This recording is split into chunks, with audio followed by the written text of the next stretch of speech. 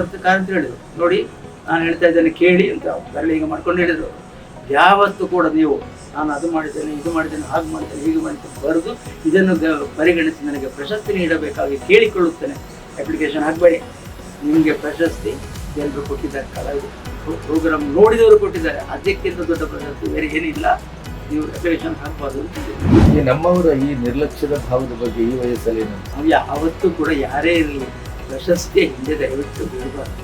ಪ್ರಶಸ್ತಿ ಬರೋದು ಬರ್ತದೆ, ಬಾರದಿದ್ರು ಕೂಡ ನೀವು ಚೆನ್ನಾಗಿ ಕಾರ್ಯಕ್ರಮ ಎಲ್ಲ ಕೊಟ್ಟು ಪ್ರೇಕ್ಷಕರು ಮೆಚ್ಚಿದ್ರೆ ಅದಕ್ಕಿಂತ ದೊಡ್ಡ ಪ್ರಶಸ್ತಿ ಖಂಡಿತ ಬೇರೆ ಯಾವುದೂ ಬೇಡ. What is Indian rope trick ಅಂತ ಹೇಳಿದೆ. ನಾನು Indian rope trick was there ಅಂತ ಹೇಳಿದೆ. No it was only a myth ಅಂತ ಹೇಳಿದೆ. ನನಗೆ ಸಿಟ್ಟು ಬಂದ ಕೂಡಲೇ ಮಗನ ಹತ್ರ ಹೇಳಿದೆ, ನೆಕ್ಸ್ಟ್ ನಮಗೆ ಇಂಟರ್ನ್ಯಾಷನಲ್ ಕನ್ವೆನ್ಷನ್ನಲ್ಲಿ ನಾವು ಇಂಡಿಯನ್ ರೋಪ್ ಟ್ರಿಕ್ ಅನ್ನು ಮಾಡಿ ತೋರಿಸ್ಬೇಕು, ಮಾಡುವ ಅಂತ ಹೇಳಿದ್ವ. ಸೊ ನಾವು ಕೂತ್ಕೊಂಡು ಡಿಸೈನ್ ಮಾಡಿದ್ವಿ. 97ರ ಗಿಲಿಗಿಲಿ ಕಾನ್ಫರೆನ್ಸ್ ಅಲ್ಲಿ ಮಲ್ಪೆ ಸಮುದ್ರ ತೀರದಲ್ಲಿ.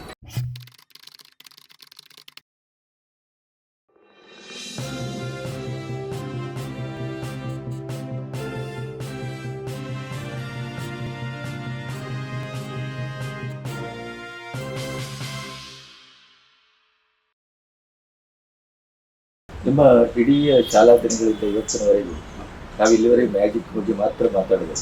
ನಿಮ್ಮ ಉಳಿದ ಏನು ಪ್ರವೃತ್ತಿ ಅಥವಾ ಉಳಿದ ಪ್ರವೃತ್ತಿ ಅಂದರೆ ನಾನು ಓದುವುದರಲ್ಲಿ ಹಿಂದೆ ಬೀಳಲೇ ಇಲ್ಲ ಮೊದಲಿಂದ. ಆದರೆ ನನಗೆ ಯಾವಾಗಲೂ ಕೂಡ ನನ್ನ ಟೀಚರ್ಸ್ಗಳು ಹೇಳ್ತಾ ಇದ್ರು, ಅವನು ಕಲಿದಲ್ಲಿ ಹುಷಾರಿದ್ದಾನೆ, ಆದರೂ ನಾನು ಮ್ಯಾಜಿಕ್ ಮಾಡಲಿ ಎಂತ ಬೇಕಾದ್ರೆ ಮಾಡಲಿ, ಪಾಸ್ ಆಗ್ತಾನೆ, ಒಳ್ಳೆ ಮಾರ್ಕ್ಸ್ ತಗೊಳ್ತಾನೆ ಅಂತೇಳಿ ನಾನು ಅದ್ರ ಬಗ್ಗೆಯೂ ಗಮನ ಕೊಡ್ತಾ ಇದ್ದೆ. ಬರೀ ಇದು ಮಾತ್ರ ಅಲ್ಲ. ಮತ್ತೆ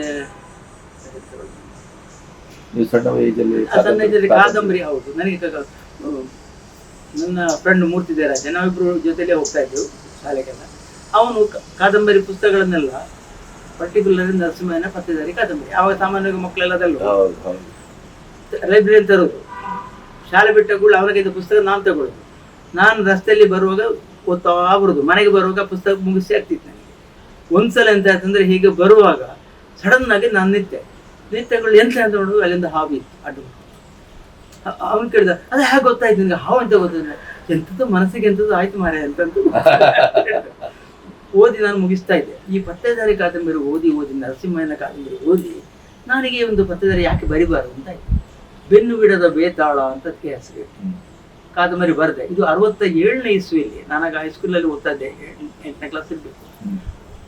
ಪ್ರಿಂಟ್ ಆಯ್ತು 12 ವರ್ಷ ಅಷ್ಟೇ. 51 68 67 ಅನ್ನೋದು ಸರಿ ನನ್ನ ನೆನಪಿಲ್ಲ. ಪ್ರಿಂಟ್ ಆಯ್ತು ಪುಸ್ತಕ, ಒಳ್ಳೆ ಹೆಸರು ಕೂಡ ಬಂತು ಅದಕ್ಕೆ. ಮತ್ತೆ ಕಥೆಗಳನ್ನು ಬರೀತಾ ಇದ್ದೆ. ನವಭಾರತ ಪತ್ರಿಕೆಯಲ್ಲಿ ನನ್ನ ಕಥೆಗಳು ಕೂಡ ಪಬ್ಲಿಷ್ ಆಗ್ತಾ ಇತ್ತು. ನಾಟಕ ಅದು ನನ್ನ ಫೇವ್ರೆಟ್ ಸಬ್ಜೆಕ್ಟ್. ನಾನೇ ಆ್ಯಕ್ಟ್ ಮಾಡ್ತಾ ಇದ್ದೆ, ನಾಟಕವನ್ನು ಬರೀತಾ ಇದ್ದೆ, ಆಡಿಸ್ತಾ ಇದ್ದೆ ಫ್ರೆಂಡ್ಸ್ಗಳ ಜೊತೆ. ಬೆಳ್ತಂಗಡಿ ಆಸುಪಾಸಿನಲ್ಲಿ ಎಲ್ಲಿ ನಾಟಕ ಅಂತ ಇದ್ರು ಕೂಡ ನನ್ನ ಟೀಮ್ನವರು, ನಮ್ಮ ಫ್ರೆಂಡ್ಸ್ಗಳು ನಾವೇ ಅದು ಮಾಡೋದು. ಒಂದ್ಸಲ ಫ್ಯಾನ್ಸಿ ಡ್ರೆಸ್ ನಾನು ಅವಾಗ ಹೇಳಿದಲ್ಲ, ಶಂಕರ್ ಭಟ್ಟ ಇದ್ದರೆ ಅವನಿದ್ದು ಫಸ್ಟ್ ಪ್ರೈಸ್ ಅವನಿಗೆ ಅಂತೇಳಿ. ಇದ್ರದ್ದು ಒಂದು ದೊಡ್ಡ ಒಂದು ಇನ್ಸಿಡೆಂಟ್ ಆಯಿತು. ಬೆಳ್ತಂಗಡಿಯಲ್ಲಿ ಹೈಸ್ಕೂಲ್ನಲ್ಲಿದ್ದಾಗ ಫ್ಯಾನ್ಸಿ ಡ್ರೆಸ್ಸಿಗೆ ನಾನು ಈ ಸಲ ಫ್ಯಾನ್ಸಿ ಡ್ರೆಸ್ಸಲ್ಲಿ ಪಾರ್ಟಿಸಿಪೇಟ್ ಮಾಡೋದಿಲ್ಲ ಅಂತೇಳಿ ಅನೌನ್ಸ್ಮೆಂಟ್ ಮಾಡಿದೆ. ಎಲ್ಲರಿಗೂ ಖುಷಿ ಆಯಿತು. ನಮ್ಮ ಫ್ರೆಂಡ್ಸ್ಗಳು ಉಳಿದವರೆಲ್ಲ ಫ್ಯಾನ್ಸಿ ಡ್ರೆಸ್ಸಲ್ಲಿ ಕಾಂಪೀಟ್ ಮಾಡಿದ್ರು. ಫ್ಯಾನ್ಸಿ ಡ್ರೆಸ್ ಸ್ಟಾರ್ಟ್ ಆಗೋ ಮೊದಲು ಒಂದು ಮುಸ್ಲಿಂ ಲೇಡಿ ಬುರ್ಕ ಹಾಕೊಂಡು ಬಂತು ಶಾಲೆಗೆ. ಬಂದು ಶಂಕರನಾರಾಯಣ ಭಟ್ ಅಂತ ಅವಾಗ ಹೆಡ್ ಮಾಸ್ಟರ್ ಇದ್ದರು. ಅವ್ರ ಹತ್ರ ಹೋಗಿ ಹೇಳಿತು, ನನ್ನ ಮಗಂದು ಒಂದು ಇಂಥ ವೇಷ ಉಂಟಂತ, ಅದನ್ನು ನೋಡಲಿಕ್ಕೆ ಬರಬೇಕು ಅಂತ ಹೇಳಿದ್ರು. ಹಾಗೆ ನಾನು ಬಂದಿದ್ದೇನೆ, ನಾನು ಕೂತ್ಕೊಂಡು ನೋಡ್ಬೋದು ಅಂತ ಅವ್ರ ಹತ್ರ ಕೇಳಿದ್ದೇನೆ. ಆಯ್ತು ಕೂತ್ಕೊಳ್ಳೋ ಅಂತ ಹೇಳಿದ್ರೆ ಅಲ್ಲಿ ಸೈಡ್ನಲ್ಲಿ ಚೇರ್ ಹಾಕಿ ಕಾಫಿ ತಿಂಡಿ ಕೂಡ ಬಂತು. ಕಾಫಿ ತಿಂಡಿ ಬಂದದನ್ನು ಭಾಳ ಕಷ್ಟಪಟ್ಟವಳು ಕುಡಿದ್ಲು. ಅಲ್ಲಿ ಫ್ಯಾನ್ಸಿ ಡೇ ಸ್ಟಾರ್ಟ್ ಆಗುವಾಗ ಅವಳನ್ನು ಹೊರಗೆ ಕೂತ್ಕೊಳಿಸ್ತಾರೆ ಚೇರ್ ಹಾಕಿ. ಫ್ಯಾನ್ಸಿ ಡೇ ಸ್ಟಾರ್ಟ್ ಆಯಿತು. ಸ್ವಲ್ಪ ಹೊತ್ತಾಗುವಾಗ ಒಂದು ಮುಸ್ಲಿಮ್ ದೋಣಿ ಕಟ್ಟಿ, ಒಂದು ದೊಡ್ಡ ಬಿದಿರಿನ ದೋಣಿಯಾಗ ಮಾಡಿ ಗಾಳ ಹಾಕೊಂಡು ಬಂದ, ಬಿಟ್ಟುಕೊಂಡು. ಅವನು ಬಂದು ಹೇಳಿದ, ಈಗಿನ ಕಾಲದಲ್ಲಿ ನದಿಗಳಲ್ಲಿ ಎಲ್ಲಿ ಕೂಡ ನೀರಿಲ್ಲ, ಎಲ್ಲ ನೀರು ನದಿಗೆ ಬತ್ತಿ ಹೋಗಿದೆ. ಆದ್ದರಿಂದ ನಾನೀಗ ನೆಲದ ಮೇಲೆ ಬೆಳ್ತಂಗಡಿಯಿಂದ ಬಂಗಾಡಿಗೆ ದೋಣಿ ಟ್ರಿಪ್ ಮಾಡಿದ್ದೇನೆ ಅಂತ ಒಂದು ಅನೌನ್ಸ್ಮೆಂಟ್ ಮಾಡಿ, ನನ್ನ ಹೆಂಡತಿ ಬರ್ತೇನೆ ಅಂತ ಹೇಳಿ, ಎಲ್ಲಿದ್ದು ಹೇಳಪ್ಪ ಹೇಳಿ, BB ಎವಿಡಪ್ಪ ಅಂತ ಹೇಳ್ಬಿಟ್ಟು ಅವನಿಂದ ಹೆಸರು ನವೀಸ ಅಂತ ಕರೆದ. ಅಷ್ಟು ಹೇಳುವಾಗ ಈ ಬಂದ ಮುಸ್ಲಿಂ ಲೇಡಿದೆಲ್ಲ ಎದ್ದು ನಿಂತ್ಕೊಂಡ್ಬಿಡ್ತು. ನಾನು ಇವಳನ್ನೇ ಹಿಂಡಲ್ಲ ಅವಳಂತ ಹೇಳ್ತಾಳೆ ಅಂತ ಆವಾಗ ಗೊತ್ತಾಯ್ತು. ಕೂಡಲೇ ಹೆಡ್ ಮಾಸ್ಟರ್ಗೆ ಭಾರಿ ಖುಷಿಯಾಗಿ, ಇದು ಯಾರು ಮುಖ ತೋರಿಸ್ಬೇಕು ಅಂತ ಹೇಳ್ತಾಳೆ ಅಂತ. ಮುಖ ತೋರಿಸೋದು ನಾನು ಮುಸ್ಲಿಂ ಲೇಡಿ ಪಾರ್ಟ್ ಹಾಕೊಂಡು ಬಂದು ಸೊ ಹೀಗೆ ಫ್ಯಾನ್ಸಿ ಡ್ರೆಸ್ಸಿಂದು ಎಲ್ಲ ಎಲ್ಲ ಎಲ್ಲ ಇದ್ರೆ ಕೂಡ ನಾನು ಯಾವ ಇದು ಅಂತಿಲ್ಲ, ಎಂಥದ್ದಿದ್ರು ನಾನು ಪಾರ್ಟಿಸಿಪೇಟ್ ಮಾಡ್ತಾ ಇದ್ದೆ. ಹಾಗೆ ಕಾಲೇಜ್ನಲ್ಲಿ ಓದ್ತಾ ಇದ್ದಾಗ ನಾವು ಮೈಸೂರು ಮಹಾರಾಜಾಸ್ ಕಾಲೇಜಲ್ಲಿ ಡಿಗ್ರಿ ಮಾಡಿದ್ವಿ. ಮೈಸೂರಿಗೆ ಹೋಗ್ಬೇಕಂದ್ರೆ ಸೈಕಾಲಜಿ ಕಲಿಬೇಕು ಅಂದ್ರೆ ನಮಗೊಂದು ಕಾರಣ ಮಾತ್ರ. ನಮಗೆ ಆ್ಯಕ್ಚುಲಿ ಊರು ಬಿಟ್ಟು ಹೋಗಬೇಕಾಗಿತ್ತು, ಮೂರ್ತಿಗೂ ಅಷ್ಟೇ ನನಗೂ ಅಷ್ಟೇ. ಸೊ ನಾವಿಬ್ಬರು ಮೈಸೂರಿಗೆ ಹೋದೆವು, ಮಹಾರಾಜಾಸ್ ಕಾಲೇಜಲ್ಲಿ ಓದಿದ್ದೆವು. ಸೈಕಾಲಜಿ ಓದುವಾಗ ನನಗೆ ಹಿಪ್ನೋಟಿಸಮ್ನ ಬಗ್ಗೆ ಸ್ವಲ್ಪ ಇಂಟ್ರೆಸ್ಟ್ ಜಾಸ್ತಿ ಆಯಿತು. ನಾನು ಹಿಪ್ನೋಥೆರಪಿ ಸ್ಟಾರ್ಟ್ ಮಾಡಿದೆ. ನಮ್ಮಲ್ಲಿ ಒಬ್ಬ ಪ್ರಕಾಶ್ ಬಾಪಟ್ ಅಂತ ಕ್ಲಾಸ್ಮೇಟ್ ಒಬ್ಬ ಇದ್ದ, ಅವನಿಗೆ ಉಗ್ಗಿತ್ತು ಮಾತಾಡುವಾಗ. ನಾನು ಹಿಪ್ನೋಟೈಸ್ ಮಾಡಿದ ಮತ್ತೆ ಇಲ್ಲಿ ಟ್ರೈ ಮಾಡುವ ಅಂತ ಹೇಳಿದೆ. ಸೊ ಅವನಿಗೆ ಹಿಪ್ನೋಟೈಸ್ ಮಾಡಿ ಪೋಸ್ಟ್ ಹಿಪ್ನೋಟಿಕ್ ಸಜೆಷನ್ ಕೊಟ್ಟು ಏಜ್ ರಿಗ್ರೆಷನ್ ಮಾಡಿದೆ. ಅವನಿಗೆ ಏಜ್ ರಿಗ್ರೆಷನ್ ಮಾಡಿ ಅವನ ಹೈಸ್ಕೂಲ್ನ ಎಲಿಮೆಂಟ್ರಿ ಶಾಲೆ ಲೆವೆಲ್ಗೆ ತಗೊಂಡು ಹೋಗುವಾಗ, ಈಗ ನೀನು ಎಂತ ಮಾಡ್ತಾ ಇದ್ದೆ ಅಂತ ಕೇಳಿದ್ರೆ, ನಾನು ಜಾರು ಬಂಡಿಯಲ್ಲಿ ಹತ್ತಿ ಆಡ್ತಾ ಇದ್ದೇನೆ ಅಂತ ಹೇಳಿದೆ. ಅವನು ಅಲ್ಲಿ ಬಿದ್ದ, ಅಂದರೆ ಹೇಳಿದೆವು ನಾನೀಗ ಬಿದ್ದೆ ಜಾರು ಬಂಡಿ, ನನ್ನ ಕುತ್ತಿಗೆಲ್ಲ ಬಾತು ಹೋಗಿದ್ದೆ, ಮನೇಲಿ ಮಾತಾಡ್ಲಿಕ್ಕೆ ಆಗೋದಿಲ್ಲ ನನಗೆ. ಮತ್ತು ಅಮ್ಮ ಎಲ್ಲ ಹೇಳಿದರು, ನಿನಗಿನ್ನು ಮಾತಾಡ್ಲಿಕ್ಕೆ ಆಗಲಿಕ್ಕಿಲ್ಲ, ನಿನಗಿದ್ದು ಪ್ರಾಬ್ಲಮ್ ಕೊಡ್ತೇನೆ ಅಂತೇಳಿ ಹೇಳಿದ್ದೆ ನನಗೆ ಅಂತ ಹೇಳಿದ. ಅಲ್ಲಿಂದ ಸ್ಟಾರ್ಟ್ ಆಗಿದೆ. ನಾನು ಕೊನೆಗೆ ಅವನ್ನ ಡೀಪ್ ನೋಟಿಸ್ ಮಾಡಿ ಎಬ್ಬಿಸಿ ಮತ್ತೆ ಪುನಃ ಅವ್ರನ್ನ ಹಿಪ್ನೋಟೈಸ್ ಮಾಡಿ ಅವ್ನು ಸಜೆಷನ್ ಕೊಟ್ಟೆ. ಅವನಿಗೆ ನಿನ್ನ ಕುತ್ತಿಗೆ ಇದಾಗಿದ್ದು, ವಾತು ಇದಾಗಿದ್ದು, ಅದಕ್ಕೂ ಇದಕ್ಕೂ ಸಂಬಂಧ ಇಲ್ಲ, ಅದು ಆವಾಗದ ಒಂದು ಮೊಮೆಂಟರಿ ಒಂದು ಪೆಟ್ಟು ಮಾತ್ರ ಆಗಿದ್ದು, ಮಾತು ನಿನಗೆ ಉಗ್ಗು ಬರಲಿಕ್ಕೆ ಅದು ಕಾರಣ ಅಲ್ಲ, ನಿನ್ನ ಮನಸ್ಸಿನಲ್ಲಿದ್ದ ಭ್ರಾಂತಿ ಇತ್ತು. ಈ ಥರ ಕೆಲವು ಉಂಟು ಅದಕ್ಕೆ ಸಜೆಷನ್ಸ್ ಎಲ್ಲ, ಅದನ್ನೆಲ್ಲ ಕೊಟ್ಟು ಮಾಡಿದೆ. ಅವನು ಸರಿ ಮಾಡಿದ, ಮಾತಾಡಿದ. ಅದಕ್ಕೆ ಉದಾಹರಣೆಗೆ ಅವನು ಹಿಪ್ನೋಟೈಸ್ ಮಾಡಿದಾಗ ಅವನ ಹತ್ರ ಪದ್ಯ ಹೇಳಿಸಿದೆ, ಪದ್ಯ ಹೇಳಿ ರೆಕಾರ್ಡ್ ಮಾಡಿದೆ, ಕ್ಲೀನ್ ಮಾಡಿದೆ, ಒಂದು ಸ್ವಲ್ಪ ಸ್ಟಾಮರಿಂಗ್ ಇಲ್ಲ. ಈ ಸೈಕಾಲಜಿಕಲ್ ಆದರೆ ಅದು ಸ್ಟಾಮರಿಂಗ್ ಇರೋದಿಲ್ಲ, ಇರಲಿಲ್ಲ. ಅವನು ಎದ್ದ ನಂತರ ಅವನಿಗೆ ಕೇಳಿಸಿದೆ, ಇದು ಮಾರೆ ನೀನು ಹೇಳಿದ ಪದ್ಯ ಕೇಳು ಅಂತ ಕೇಳಿದೆ. ಅವನಿಗೆ ಅಷ್ಟೇ, ಅಯ್ಯ ನಾನು ಅಷ್ಟು ಕ್ಲಿಯರ್ ಪದ್ಯ ಹೇಳಿದ್ದೇನೆ ಅಂತ ಹೇಳಿದೆ. ನಿನಗೆ ಕ್ಲಿಯರ್ ಮಾತಾಡ್ಲಿಕ್ಕೆ ಆಗ್ತದೆ, ಆಗೋದಿಲ್ಲ ಅಂತ ಒಂದು ಭ್ರಾಂತಿ ಉಂಟು ನಿನಗೆ, ಅದರಿಂದಾಗಿ ಆಗೋದಿಲ್ಲ ಅಷ್ಟೇ ಅಂತ ಹೇಳಿದೆ. ಡೆವಲಪ್ ಮಾಡಿ. ಸೊ ಈ ಥರ ಎಲ್ಲ ನಾನು ಹಿಪ್ನೋಥೆರಪಿ ಇದನ್ನು ಯೂಸ್ ಮಾಡ್ತಾ ಇದ್ದೆ. ನಿಮ್ಮ ಇಲ್ಲಿವರೆಗಿನ ಈ ಪ್ರಯತ್ನದಲ್ಲಿ ನೀವು ಬರವಣಿಗೆ ಬಿಟ್ರ ಅಥವಾ ಮುಂದುವರಿಸಿ? ಬರವಣಿಗೆ ಇತ್ತೀಚೆಗೆ ಸ್ವಲ್ಪ ಬರೀಲಿಕ್ಕೆ ಸ್ವಲ್ಪ ನನಗೆ ಮೂರ್ತಿ ಬೈತಾನೆ, ನೀವು ಓದಬೇಕು, ಇನ್ನು ಕೂಡ ಓದಬೇಕು, ಪುಸ್ತಕ ಓದಬೇಕು ಅಂತೇಳಿ ಈಗ ಸ್ವಲ್ಪ ಕಡಿಮೆ ಮಾಡಿದೆ. ನಾನು ಬರೆಯೋದನ್ನ ಇಲ್ಲ ಈಗ. ಈ ಮ್ಯಾಜಿಕ್ಕು ಮತ್ತು ಅದರ ಪ್ರಯಾಣ, ಅದರ ಸಂಶೋಧನೆ, ಯಾಕೆಂದ್ರೆ ಕೇವಲ ಒಂದು ಸ್ಟೇಜಿನ ಪ್ರದರ್ಶನಕ್ಕಷ್ಟೇ ಸೀಮಿತವಾಗಿ ನೀವು ಅದನ್ನು ಬಳಸಿದ್ದೀರಿ, ಸಮಾಜಕ್ಕೂ ಬಳಸಿದರೆ, ಸಂಸ್ಕೃತಿಗೆ ಬಳಸಿದರೆ, ಅಧ್ಯಾತ್ಮಕ್ಕೂ ಬಳಸಿದರೆ, ಅಂದರೆ ಮತ್ತೆ ಹೀಲಿಂಗಿಗೆ ಬಳಸಿದ್ದೀರಿ. ಎಲ್ಲ ಅದರ ಸಾಧ್ಯತೆಗಳನ್ನು ಬಹಳ ವಿಸ್ತಾರವಾಗಿ ನೀವು ಅದನ್ನು ನಿಮ್ಮದೇ ಆದ ನೆಲೆಯಲ್ಲಿ ಬಳಸಿದ್ದೀರಿ. ಅದಕ್ಕೆ ಪ್ರತಿಫಲವಾಗಿ ನಿಮಗೆ ಸಾರ್ಥಕತೆ ಇದೆಯಾ ಅಥವಾ ಅಲ್ಲ? ನಾನು ಪ್ರಶಸ್ತಿ ಪ್ರಶಸ್ತಿಗಳದ್ದು ಹೇಳುವಾಗ ನನಗೆ ನಾನು ಹಣ ಡಿಮಾಂಡ್ ಮಾಡಿಕೊಂಡು ನಾನು ಪ್ರೋಗ್ರಾಮ್ ಕೊಟ್ಟವನೇ. ಕೆಲವು ಪ್ರೋಗ್ರಾಮ್ ಆದಾಗ ಹೆಚ್ಚು ಫ್ರೀ ಪ್ರೋಗ್ರಾಮ್ ಕೊಟ್ಟದ್ದು ಇಲ್ಲಿವರೆಗೆ ಎಷ್ಟೊಂದು 10,000 ಆಗಿರ್ಬೋದು ಮೇಲೆ ಆಗಿರ್ಬೋದು. ಒಂದು 12 ವಿದೇಶ ಕಟ್ಟೆಗಳಲ್ಲಿ ಕೊಟ್ಟು, ಅಮೇರಿಕಾದಲ್ಲಿ ನಾನು 83ನಲ್ಲಿ ಬ್ಯಾಂಕ್ ಮ್ಯಾಜಿಕ್ ಅನ್ನು ಮಾಡ್ಲಿಕ್ಕೋಸ್ಕರ ಹೋಗಿದ್ದೆ. ಅವರಿಗೆಲ್ಲ ಮ್ಯೂಸಿಷಿಯನ್ಸ್ಗಳಿಗೆ ಬ್ಯಾಂಕ್ ಮ್ಯಾಜಿಕ್ ಅಂತ ಎಂತ ಆಯ್ತು ಅವರಿಗೆ. ಸೊ ಕಾನ್ಫರೆನ್ಸ್ಗೆ ಇನ್ವೈಟ್ ಮಾಡಿದ್ರು, ಹೋದೆ. ಅಲ್ಲಿ ಪ್ರೋಗ್ರಾಮ್ ನೋಡಿಬಿಟ್ಟು ಅದು ತುಂಬ ಖುಷಿ. ನಾವಾಗ ಹೇಳಿದೆ, ನನ್ನ ಮಗ is just 3.5 years, is already started giving performances ಅಂತ ಹೇಳಿದೆ. ಅವ್ರಿಗೆ ಆಶ್ಚರ್ಯ, ಏನು 3 ವರ್ಷದ ಹುಡುಗ ಮ್ಯಾಜಿಕ್ ಮಾಡ್ತಾನೆ, bring him to the next convention ಅಂತ ಹೇಳಿದ್ರು. ಸೊ ನೆಕ್ಸ್ಟ್ ಇಯರ್ ಪಿಟ್ಸ್ಬರ್ಗಲ್ಲಿ ಕನ್ವೆನ್ಷನ್ ಆಯಿತು. ಅದಕ್ಕೆ ನಾನು ಮಗನನ್ನು ಕರ್ಕೊಂಡು ಹೋದೆ. ಅಲ್ಲಿ ಆ ಪರ್ಫಾರ್ಮೆನ್ಸಲ್ಲಿ ಒಂದೆರಡು ಐಟಮ್ ಕೂಡ ಮಾಡಿದ. ಆಮೇಲೆ ನ್ಯೂಯಾರ್ಕ್ ಟೈಮ್ಸ್ನವ್ರು ಏನು ಮಾಡಿದ್ದಾರೆ ಅಂದರೆ, all Indian association America independence ಡೇಯನ್ನು ನ್ಯೂಯಾರ್ಕಿನಲ್ಲಿ 3 ಅವೆನ್ಯೂಸ್ ಬ್ಲಾಕ್ ಮಾಡಿ ಅಲ್ಲಿ ಮಾಡಿದ್ರು. ಎಲ್ಲ ಇಂಡಿಯನ್ ಅಸೋಸಿಯೇಷನ್ದೆಲ್ಲ ಸೇರಿ ಕಂಬೈಂಡ್. ಅದರಲ್ಲಿ ಮಗ ಈ ಹುಡಿನಿ ಮ್ಯಾಜಿಕನ್ನು, ಪೆಟ್ಟಿಗೆಯಿಂದ ಬೀಗಾಗಿಂದ ಮಾಯಾಗಿ ಬರುವಂಥದ್ದು ಅಂತ ಅದನ್ನು ಮಾಡಿ ತೋರಿಸಿದ. ಮತ್ತು ಬೇರೆ ಒಂದೆರಡು ಐಟಮ್ ಮಾಡಿದ್ದಾನೆ. ಅದನ್ನು ನೋಡಿ ನ್ಯೂಯಾರ್ಕ್ ಟೈಮ್ಸ್ ಅವನಿಗೆ ಹುಡಿನಿ ಆಫ್ ಇಂಡಿಯಾ ಅಂತ ಹೇಳಿ ಕ್ಯಾಪ್ಷನ್ ಕೊಟ್ಟು ನ್ಯೂಸ್ ಐಟಮ್ ಆಗಿದೆ. ಅದು ಕೂಡ ಒಳ್ಳೆ ಪಬ್ಲಿಸಿಟಿ ನಮಗೆ ಅಲ್ಲಿ ಸಿಕ್ತು. ಅಲ್ಲಿ 25 shows ಕೊಟ್ಟಿದ್ದಾರೆ. 4 ವರ್ಷದ ಹುಡುಗ ಇದ್ದಾಗ ಅಮೇರಿಕಾದಲ್ಲಿ 25 shows ಅನ್ನು ಕೊಟ್ಟಿದ್ದಾರೆ. ಸೊ ಇಂಟ್ರೆಸ್ಟ್ ಅದನ್ನು ಇದು ಮಾಡಿದ ಡೆವಲಪ್ ಮಾಡಿದ. ನಾವು ಪ್ರೋಗ್ರಾಮ್ಗೆ ಹೋಗುವ ಅವನ್ನ ಕರ್ಕೊಂಡು ಹೋಗ್ತಾ ಇದ್ದೀವಿ. ಸೈಡ್ ವಿಂಗ್ಸಲ್ಲಿ ಮಲಗಿಸಿ ನಿದ್ದೆ ಮಾಡಿಸ್ತಾ ಇದ್ದೆ. ಪ್ರೋಗ್ರಾಮನ್ನು ಕೆಲವು ಸಲ ಮಧ್ಯೆ ಎಚ್ಚರಿಕೆ ಆದರೆ ಅವನು ಅಲ್ಲಿ ಮಲ್ಕೊಂಡಲ್ಲಿ ನಮ್ಮ ಪ್ರೋಗ್ರಾಮ್ ನೋಡ್ತಾ ಇದ್ದ. ಪ್ರೋಗ್ರಾಮ್ ಆದಮೇಲೆ ಐಟಮ್ಸ್ ಒಳಗೆ ಬಂದ ಕೂಡಲೇ ಅದನ್ನೆಲ್ಲ ತೆಗೆದು ಅವನು ಪುನಃ ಟ್ರೈ ಮಾಡ್ತಾ ಇದ್ದ. ಅವನಿಗೆ ಆಗಲೇಬೇಕು.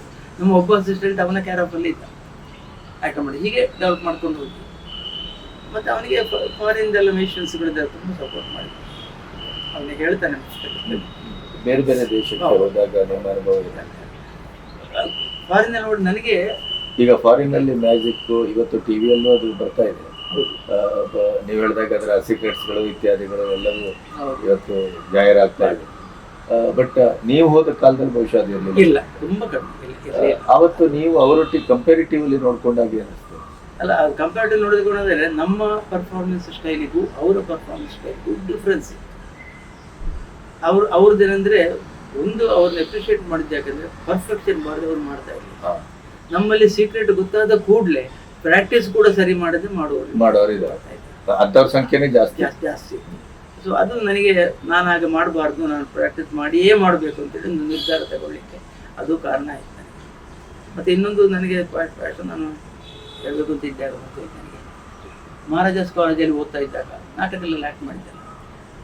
ಸೆಂಟನರಿ ಹಾಲಲ್ಲಿ ಒಂದು ಮ್ಯಾಜಿಕ್ ಶೋ ಇತ್ತು, ದೊಡ್ಡ ಪ್ರೋಗ್ರಾಮ್. ಆ ಪ್ರೋಗ್ರಾಮ್ಗೆ GV ಅಯ್ಯರ್ ಅವರು ನಿರ್ದೇಶಕ. ಪ್ರೋಗ್ರಾಮ್ ನೋಡಿದ್ರು, ಖುಷಿ ಆಯಿತು. ನಂದಿರಾಜ ಅರಸು ಅಂತ ನಮಗೆ ಪ್ರೊಫೆಸರ್ ಇದ್ರು. ಹೌದು, ಅವರು GV ಅಯ್ಯರ್ ಮಾತಾಡುವಾಗ ಹೇಳಿದಂತೆ, ಶಂಕರ್ ಆ್ಯಕ್ಟಿಂಗ್ ಕೂಡ ಮಾಡ್ತಾರೆ, ನಾಳೆ ಬೆಳಿಗ್ಗೆ ನಮ್ಮ ಮನೆಗೆ ಬನ್ನಿ. ಅಯ್ಯ ನನ್ನ ಹತ್ರ ಹೇಳಿದ್ರು, ಬೆಳಿಗ್ಗೆ ಬನ್ನಿ ಮನೆಗೆ ಅಂತ. ಹೋದಾಗ ಹೇಳಿದ್ರು, ನಾನೊಂದು ಫಿಲ್ಮ್ ಮಾಡಬೇಕು ಅಂತ ಇದೆ. ವಿಜ್ಞಾನ ಮತ್ತು ಮೂಢನಂಬಿಕೆ ಇದು ಎರಡು ಮೀಟ್ ಆಗೋದಿಲ್ಲ, ಅದು ಪ್ಯಾರಲಲ್ ಆಗಿಯೇ ಹೋಗ್ತದೆ. ಈ ಥೀಮನ್ನು ಇಟ್ಕೊಂಡು ನನಗೊಂದು ಸಿನಿಮಾ ಮಾಡ್ತಾ ಇದ್ದೇನೆ. ಅನಂತನಾಗ್ ಅವರು ಅದಕ್ಕೆ ಸಿಂಹ ಅವರು ಮತ್ತೊಂದು ಮೇನ್ ಕ್ಯಾರೆಕ್ಟರ್, ನೀವು ಬರಬೇಕು.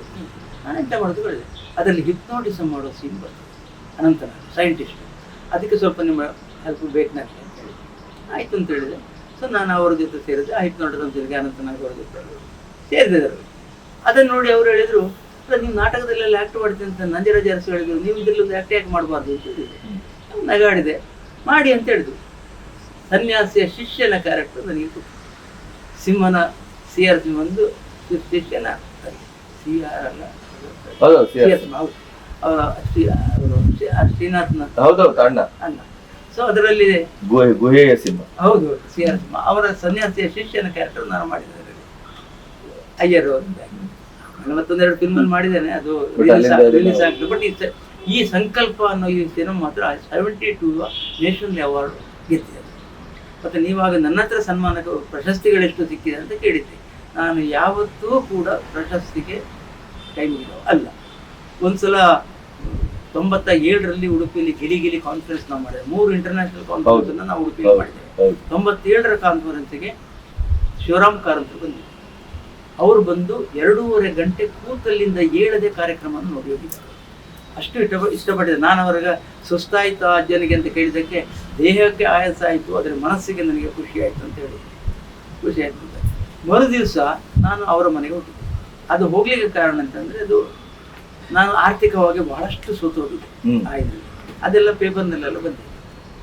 ಅದನ್ನು ನೋಡಿ ಕಾರಂತ ಮನೆಗೆ ಕರೆದು ಅವರ SB ಅಕೌಂಟ್ನಲ್ಲಿ ಆವತ್ತು 5,061 ರೂಪಾಯಿ ಇತ್ತಂತೆ. ಅದು ನನಗೆ ಎಲ್ಲ ಪೇಪರ್ನ ಮೂಲಕ ನೋಡಿದ್ದು ನನಗೆ ಗೊತ್ತಿಲ್ಲ. ಅದರಲ್ಲಿ 5,001 ರೂಪಾಯಿಯನ್ನು ಅವರು ತೆಗೆದು ನನ್ನ ಕೈ ಕೊಟ್ಟಿದ್ದಾರೆ. ನಿಮ್ಮ ನಷ್ಟದಲ್ಲಿ ನನ್ನದೊಂದಿಷ್ಟು ಪಾಲಿಗೆ ಅಂತ ಕೊಟ್ಟರು. ಅಷ್ಟು ಮಾತ್ರ ಅಲ್ಲ, ಕೂಡಲೇ ಅವರು ಮಾಲಿನ್ಯನ ಕರೆದು ಹಿಡಿದ್ರು. ಆ ಮೈಸೂರು ಪೇಟವನ್ನು ತಗೊಂಡು ಬಂದರು. ಅಜ್ಜನಿಗೆ ಮೈಸೂರು ಪೇಟ ಇದ್ದಕ್ಕಿದ್ದಾಗ ನೆನಪಾಯಿತು. ಅವಳು ನಗಾಡಿದ್ರು ಮಾಲಿನ್ಯವರು. ಮೈಸೂರು ಪೇಟ ತಂದು ನನ್ನ ಹತ್ತಿರ ಕೂತ್ಕೊಳಿಸ್ಬಿಟ್ಟು ನನ್ನ ತಲೆ ಮೇಲೆ ಆ ಮೈಸೂರು ಪೇಟವನ್ನು ಇಟ್ಟು ಆಶೀರ್ವಾದ ಮಾಡಿದ್ರು. ಆಗ ಅಲ್ಲಿಗೆ ಬಂದವರು ಒಬ್ಬರು ಹೇಳಿದರು, ಶಂಕರ್ ಇಷ್ಟೆಲ್ಲ ಇದು ಮಾಡಿದ್ದು ಕೂಡ ಅವರು ಇಷ್ಟರು ಉಡುಪಿಯವರೇ ಅವರಿಗೆ ಸನ್ಮಾನವನ್ನು ಗುರುತಿಸಲಿಲ್ಲ ಅಂತ ಒಬ್ಬರಲ್ಲಿ ಹೇಳಿದರು. ಆಯ್ತು, ಕೂಡಲೇ ಕಾರಂತ ಹೇಳಿದರು, ನೋಡಿ ನಾನು ಹೇಳ್ತಾ ಇದ್ದೇನೆ ಕೇಳಿ ಅಂತ ಬರಲಿ ಈಗ ಮಾಡ್ಕೊಂಡು ಹೇಳಿದರು. ಯಾವತ್ತೂ ಕೂಡ ನೀವು ನಾನು ಅದು ಮಾಡಿದ್ದೇನೆ, ಇದು ಮಾಡಿದ್ದೇನೆ, ಹಾಗೆ ಮಾಡಿದ್ದೇನೆ, ಹೀಗೆ ಮಾಡಿದ್ದೇನೆ ಬರೆದು ಇದನ್ನು ಪರಿಗಣಿಸಿ ನನಗೆ ಪ್ರಶಸ್ತಿ ನೀಡಬೇಕಾಗಿ ಕೇಳಿಕೊಳ್ಳುತ್ತೇನೆ. ಅಪ್ಲಿಕೇಶನ್ ಹಾಕಬೇಡಿ, ನಿಮಗೆ ಪ್ರಶಸ್ತಿ ಜನರು ಕೊಟ್ಟಿದ್ದಾರೆ, ಕಲಾವಿದರು ಪ್ರೋಗ್ರಾಮ್ ನೋಡಿದವರು ಕೊಟ್ಟಿದ್ದಾರೆ, ಅದಕ್ಕಿಂತ ದೊಡ್ಡ ಪ್ರಶಸ್ತಿ ಬೇರೆ ಏನಿಲ್ಲ, ನೀವು ಅಪ್ಲಿಕೇಶನ್ ಹಾಕಬಾರ್ದು ಅಂತ ಹೇಳಿದೆ.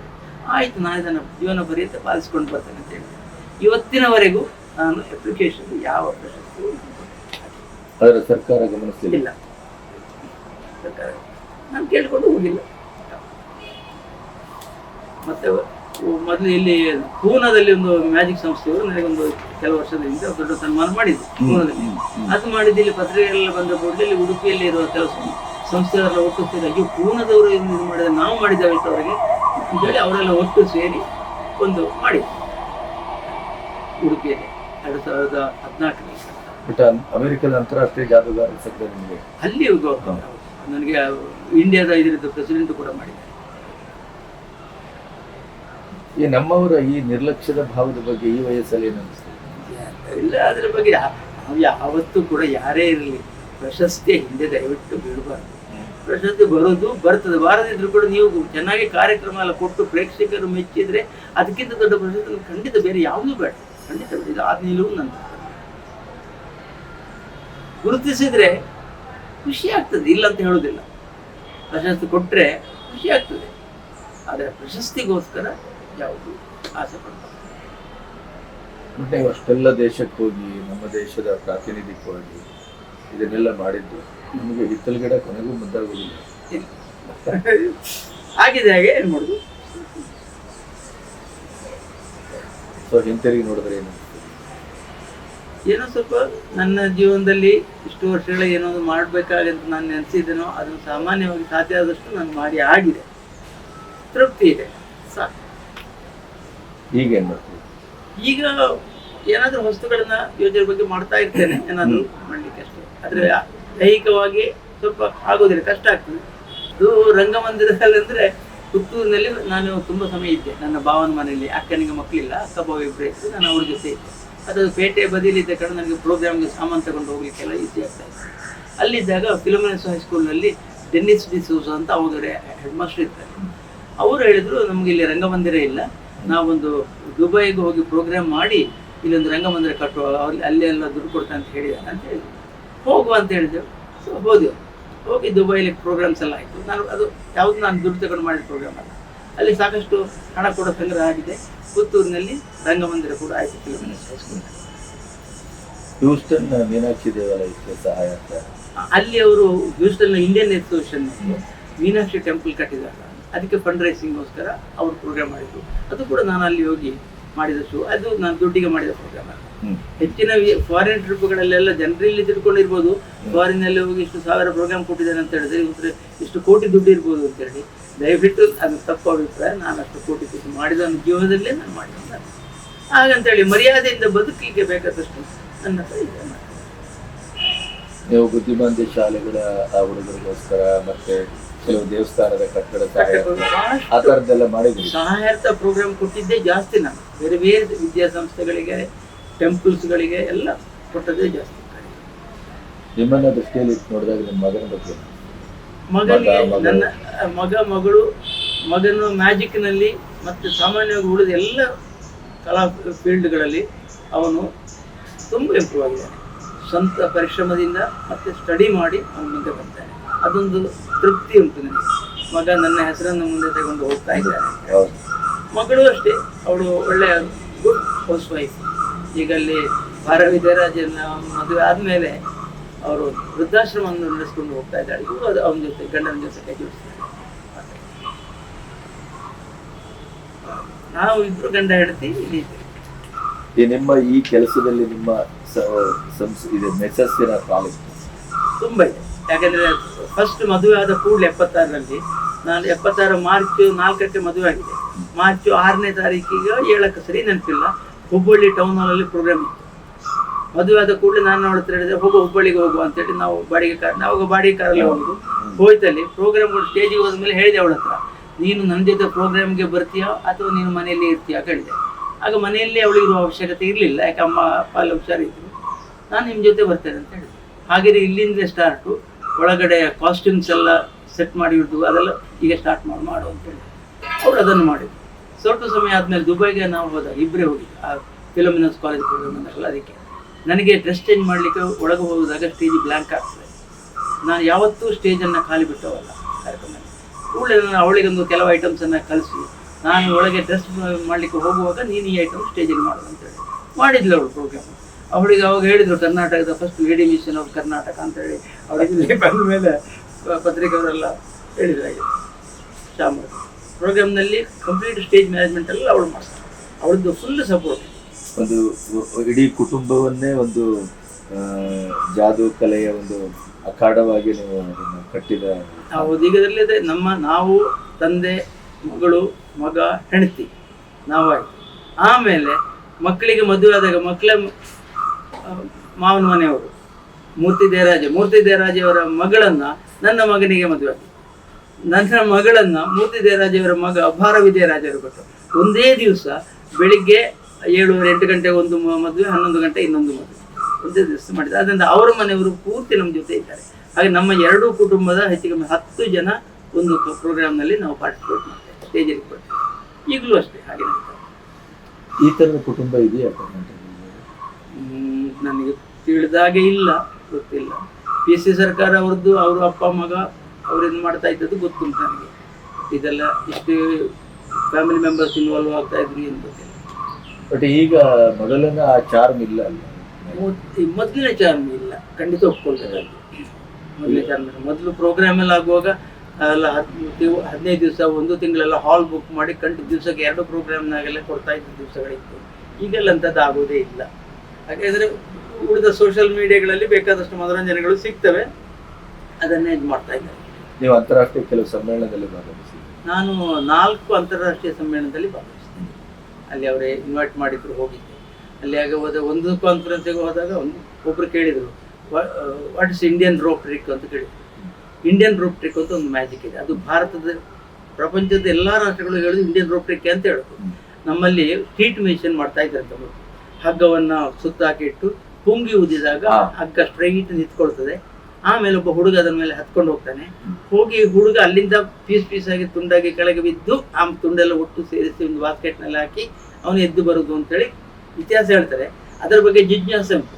ಯಾಕೆಂದ್ರೆ ಬೇರೆ ಬೇರೆ ನೋಡಿದವರು ಬರೆಯುವಾಗ ಯಾವ್ದು 2 ಐಟಮನ್ನು ಕಂಬೈಂಡ್ ಮಾಡಿದ್ದಾರೆ ಅಂತ ಒಂದು ಸಂಶಯ ಉಂಟು.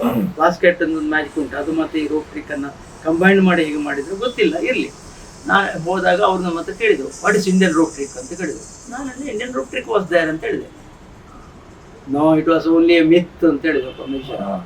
ನನಗೆ ಸಿಟ್ಟು ಬಂದ ಕೂಡಲೇ ಮಗನ ಹತ್ರ ಹೇಳಿದೆ, ನೆಕ್ಸ್ಟ್ ನಮಗೆ ಇಂಟರ್ನ್ಯಾಷನಲ್ ಕನ್ವೆನ್ಷನ್ನಲ್ಲಿ ನಾವು ಇಂಡಿಯನ್ ರೋಪ್ ಟ್ರಿಕ್ ಅನ್ನು ಮಾಡಿ ತೋರಿಸ್ಬೇಕು ಅಂತ ಮಾಡುವ ಅಂತ ಹೇಳಿದವ. ಸೊ ನಾವು ಕೂತ್ಕೊಂಡು ಡಿಸೈನ್ ಮಾಡಿದ್ವು. 97ರ ಗಿಲಿಗಿಲಿ ಕಾನ್ಫರೆನ್ಸ್ ಅಲ್ಲಿ ಮಲ್ಪೆ ಸಮುದ್ರ ತೀರದಲ್ಲಿ. ಹೌದು. ಯಾಕೆಂದ್ರೆ ಮೊದಲು ಮಾಡಿದ ಇತಿಹಾಸ ಇರೋದು ಪ್ಯಾಲೇಸ್ನ ಒಳಗೆ ಹೊರಗಡೆ ಮರ ಎಲ್ಲ ಇರುವಲ್ಲೆಲ್ಲ ಮಾಡಿದ್ದು ಅಂತ ಉಂಟು. ಅದಕ್ಕೆ ನಾವು ಅಂಥದ್ದು ಯಾವುದೂ ಬೇಡ, ಬ್ಯಾಕ್ ಗ್ರೌಂಡ್ ನಮಗೆ ಸಮುದ್ರ ಬೇಕು. ಅಲ್ಲಿ ಈ ಇಂಡಿಯನ್ ರೋಪ್ ಟ್ರಿಕ್ ಅನ್ನು ಮಾಡಿದ್ವಿ. ಈಗ ಅದನ್ನು ನಾವು ಮಾಡಿದರೆ ನಾವು ಪ್ರೊಫೆಷನಲ್ ಮ್ಯೂಸಿಷಿಯನ್ಸು, ಹಿಸ್ಟ್ರಿ ರಿಪೀಟ್ ಆಗೋದಿಲ್ಲ. ಆದರೆ ನಮ್ಮ ಟ್ರೂಪ್ನಲ್ಲಿ ಡೆಲ್ಲಿಯಲ್ಲಿ ಇದ್ದಾಗ ಒಬ್ಬ ಸ್ಟ್ರೀಟ್ ಮ್ಯೂಸಿಷಿಯನ್ ಇದ್ದ, ಅವನನ್ನು ಕರೆಸಿ ನೀನು ಮಾಡಿದನ ಅಂತ ಹೇಳಿದೆ. ಅವನ್ನೆಲ್ಲ ನೋಡಿದ ಮೇಲೆ ಹೇಳಿದ, ಕೈ ಮುಗಿದ, ಅಡ್ಡ ಬಿದ್ದ, ನಾನು ಮಾಡೋದು ಇದೆಲ್ಲ ನಿಮ್ಮದೇ ಐಡಿಯಾ, ನೀವೇ ಮಾಡ್ತಾಯಿರು, ನೀವೇ ಮಾಡಿ ಅಂತ ಹೇಳಿದ. ನಾನು ಹೇಳಿದೆ, ನಾವು ಪ್ರೊಫೆಷನಲ್ ಮಾಡಿದ ಕೂಡಲೇ ಇದು ಹಿಸ್ಟ್ರಿ ರಿಪೀಟ್ ಆಗೋದಿಲ್ಲ, ಬೇಡ ನೀವೇ ಮಾಡುವುದು ಅಂತ ಹೇಳಿದೆ. ಬಟ್ ಅವನ ಕೈಲೇ ಮಾಡಿಸಿದ್ರು. ಅದು ನೋಡ್ಲಿಕ್ಕೆ 20-30 ಸಾವಿರ ಜನ ಅವತ್ತು ಸೇರಿದ್ದಾರೆ ಅಂತ ಹೇಳಿ, ನಾನು ಆಗಿದ್ದೆ, ನೀವು ಕೂಡ ಇದ್ರಿಲ್ಲ, ಹೇಳ್ತಾರೆ ಅಷ್ಟು ಜನ ಸೇರಿದ್ದಾರೆ ಅಂತೇಳಿ. ಮಲ್ಪೆ ಸಮುದ್ರ ತೀರದಲ್ಲಿ ಮಾಡಿದ್ದು. ಹಗ್ಗವನ್ನು ಇಟ್ಟು ಪುಂಗಿ ಊದಿದಾಗ ಹಗ್ಗ ನೇರವಾಗಿ ನಿಂತು ಅದರ ಮೇಲೆ ಹತ್ಕೊಂಡು ಹೋಗಿ ಹುಡುಗ, ಆಮೇಲೆ ಹುಡುಗ ಕೆಳಗೆ ಇಟ್ಕೊಂಡು ಬರ್ತಾನೆ. ಹುಡುಗ ಅಲ್ಲಿ ಮಾಯ ಆಗುದನ್ನ ಸಾಧ್ಯ ಇಲ್ಲ ಮಾಡಲಿಕ್ಕೆ, ಈಗ ನಾವು ಮಾಡ್ತೀವಿ. ಸೊ ಈ ತರದ ಸಾಧ್ಯತೆಗಳು ನಮಗೆ ಈಗಿನ ಪರಿಸರದಲ್ಲಿ ಎಷ್ಟು ಮಟ್ಟಿಗೆ ಅದು ಪರಂಪರೆ ಮುಂದುವರಿಯುವುದು ಅಂತ? ಇಲ್ಲ, ಉತ್ತಮ ಒಳ್ಳೆ ಡೀಸೆಂಟ್ ಆಗಿ ಮಾಡ್ತಾ ಹೋದ್ರೆ ಎಂಜಾಯ್ ಮಾಡ್ತಾರೆ ಜನ, ಇಲ್ಲಂತೆಲ್ಲ ಮಾಡ್ಯಾರ, ಖಂಡಿತ ಮಾಡ್ಯಾರ. ಆದರೆ ಮೊದಲಿನಷ್ಟು ಸಿಗೋದು ಕಷ್ಟ. ಯಾಕೆಂದರೆ ಬೇರೆ ಬೇರೆ ಅವೆನ್ಯೂಸ್ಗಳುಂಟು, ಮನೋರಂಜನೆಗಳಿಗೆ ಬೇಕಾದ್ದು ಬೇರೆ ಬೇರೆ ಉಂಟು ನೋಡಲಿಕ್ಕೆ, ಅದನ್ನು ಹಿಡ್ಕೊಂಡು ಹೋಗ್ತಾರೆ. ಆದರೆ ಮ್ಯಾಜಿಕ್ಗೆ ಕೂಡ ಅದರದ್ದೇ ಆದ ಒಂದು ಸ್ಥಾನಮಾನ ಖಂಡಿತ ಉಂಟು.